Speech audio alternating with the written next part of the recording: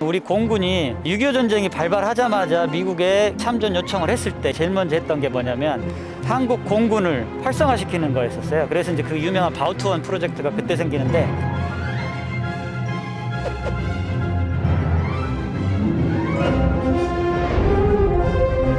한국전쟁 후반기 때 정전까지 갈 수 있었던 게 버텨줬기 때문에, 제트기로. 그래서 또 한국전쟁에 중요한 의미가 있기도 합니다. 갑자기 저 장군님께서 우리를 초등학교로 안내하셔서 초등학교에 들어오게 됐는데, 여기가 어디죠?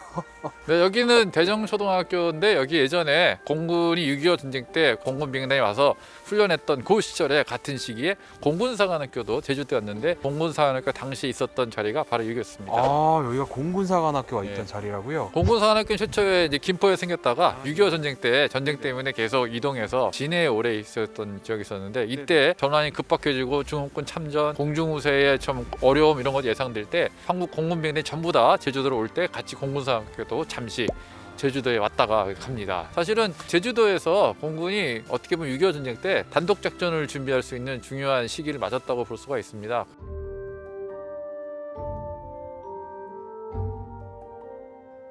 그 당시에 공군 참모총장이었던 김정열 참모총장은 일단 전투는 잠깐 중지하더라도 훈련에 집중해서 한국 공군의 단독 작전 능력을 키우자 해서 제주도에서는 사실 단독 작전을 위한 훈련을 준비를 한 거고요. 그것이 어느 정도 진전이 돼서 1951년 6월에 이제 사천기지에 가서 정식으로 공군 1전투비행단이라는 최초의 단대어가 가진 비행단을 창설을 하고, 이때에 이제 유엔 공군으로부터 단독 작전을 위한 전투태세 검열을 패스를 합니다. 그때부터 이제 한국 공군이 단독 작전을 이제 시작을 한 거고요. 이때 이제 오늘날 10전투 비행단의 모체인 10전투 비행전대가 창설돼서 강릉까지 갔고, 이 부대가 이제 그 다음에 유명한 승오리 철거 폭격 작전도 성공을 하면서 빨간 마우라의 전설이 그때부터 이제 시작이 된 거죠. 승오리 철교 차단 작전은 대한민국 공군의 명예를 걸고 기필코 성공해야 한다는 사명감과 적어도 공격 전술을 두려워하지 않은 조종사들의 높은 전투 의지로 이뤄진 성과였으며, 공군의 작전 능력과 전력 신장의 밑거름이 되었다.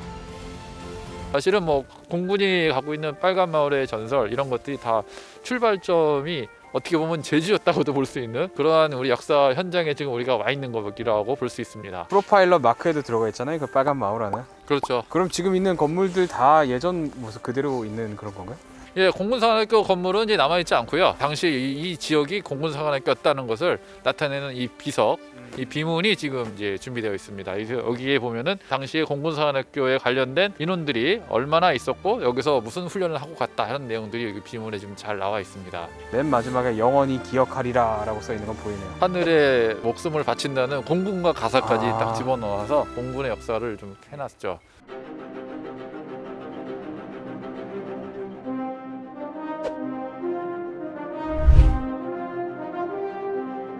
제주도에서 공군이 작전 훈련할 때 썼던, 또 공군 최초의 전투기획했던 F-51 무스탕 앞에 와 있네요, 지금. 네, 맞습니다. 이게 한국전쟁을 이야기할 때 절대 빼놓을 수 없는 모델입니다. 우리 공군이 6.25 전쟁이 발발하자마자 미국에 참전 요청을 했을 때 6월 27일 날 결정이 되자마자 제일 먼저 했던 게 뭐냐면 한국 공군을 활성화시키는 거였었어요. 그래서 이제 그 유명한 바우투원 프로젝트가 그때 생기는데, 사실 공군이 독립돼 있는 당시도 아니었었고요. 실제로 운용 가능했던 게 10대 정도의 정찰기 수준의 연락기 수준이었거든요. 정찰기 연락기 수준의 비행기였는데, 그 바우투원 프로젝트로 인해서 6월 27일 날 그 비행기들 조종할 수 있었던 조종사 10명이 일본으로 바로 넘어가서 일주일 훈련을 받고 7월 2일 날 한국으로 넘어옵니다. 그때 가지고 온 최초의 실용 전투기가 바로 이 모델입니다.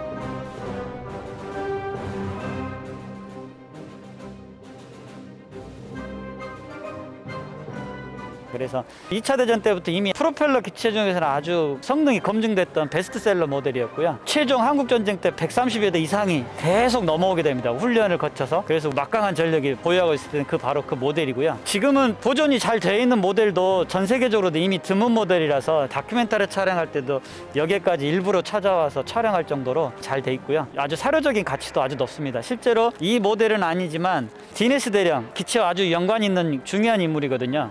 그분이 직접 조정했던 모델 같은 경우는 문화재로도 등록이 돼 있을 정도입니다. 그 정도로 아주 사료적 가치가 있는 모델이고요. 꼭 보셔야 될 모델 중에 하나입니다. 네. 바우투원 부대 프로젝트 말씀하셨는데 그 당시에 가서 한국군을 훈련도 시키고 같이 참전도 했던 디네스 대령. 책임 장교가 바로 디네스 대령입니다. 디네스 대령 얘기는 사실은 이 제주도하고 또 관련이 있는 게 오퍼레이션 키리카라고 해서 블레이즈델 대령하고 같이 6.25 전쟁 때 우리가 후퇴할 때 전쟁 고아를 특별히 미국 측의 수송기를 협조를 하고 그다음에 수송기를 통해서 고아를 공수했던 작전이 굉장히 유명하고 그것이 나중에 영화로도 나와서 더 유명해진 사건이긴 한데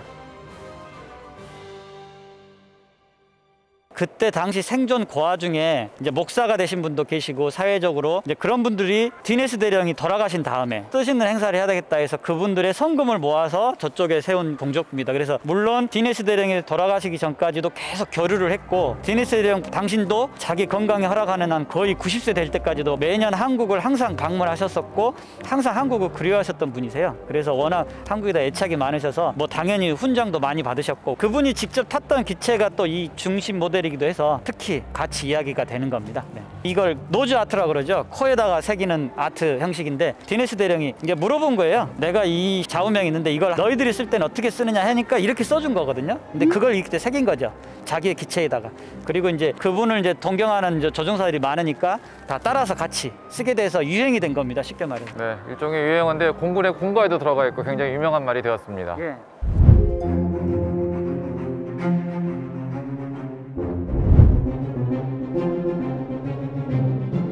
한국전쟁 당시에 세계 항공사에서 중요한 의미가 있는 게 최초의 제트기가 출현한 전쟁도 한국전쟁이지만 그 제트기끼리 맞붙은 최초의 전쟁도 역시 한국전쟁입니다. 그래서 지금 이 모델은 F-86F 모델이거든요. 미국에서 제작된 비행기들 같은 경우는 규칙이 있습니다. 이름에. F 같은 경우는 A부터 시작하잖아요. A가 시제기에 해당되는 거예요. 그래서 A라는 모델은 거의 보기 힘듭니다. F-86A가 한국전쟁 당시 때는 그냥 F-86 또는 F-86A라고 이야기를 하거든요. 이제 저 프로펠러 기체가 당시 주력 기종으로 다투고 있다가 한국전쟁 후반으로 갔을 때 갑자기 소련에서 원조가 된 그때는 대부분 소련 원조였으니까 소련의 가장 최신의 전투기가 제트기가 최초로 출현을 했거든요. 근데 그걸 투입을 하다 보니까 100km에서 200km 차이가 납니다. 실제로 속도면에서. 근데 그 차이로 잡히는 거잖아요. 실제 공중전에서 아주 중요한 치명적인 문제가 되는데 저걸 이제 잡아내기 시작하니까 미국에서도 긴급하게 비밀리에 개발하고 있었던 것들이에요. 이 사실은 지금으로 따지면 진짜 비밀리에 절대 공개를 안 하려던 건데 전쟁이 급박하니까 그때 시제품이었던 모델을 투입을 하게 됩니다. 그런데 그때는 지금으로 따지면 최첨단이고 절대 공개되면 안 되는 거였기 때문에 우리 한국 공군이 운영한 게 아니고 미국 편대가 투입이 돼요.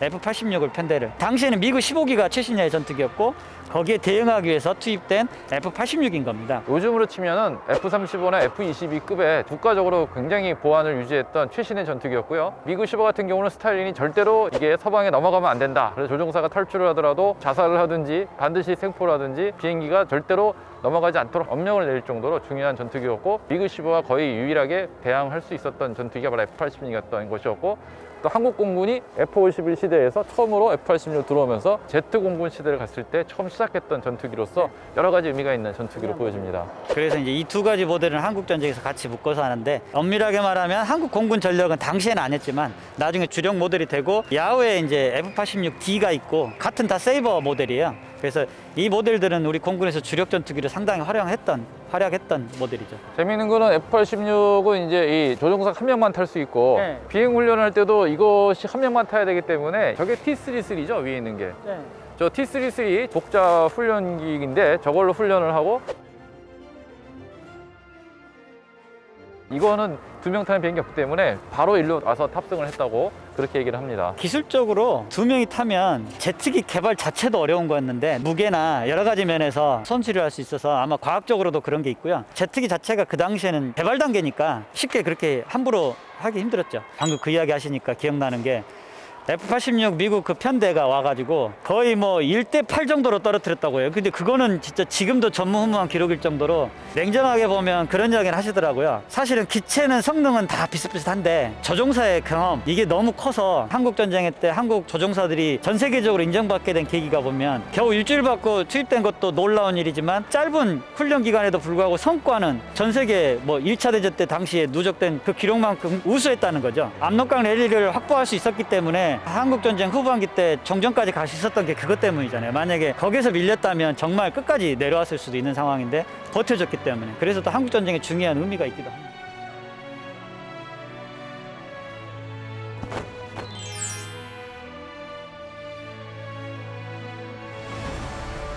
아마 이 모델은 직접 조정을 해보신 모델이신 거죠? 저는 이제 F5하고 F16, 그다음에 T59 이렇게 세 개를 탔었고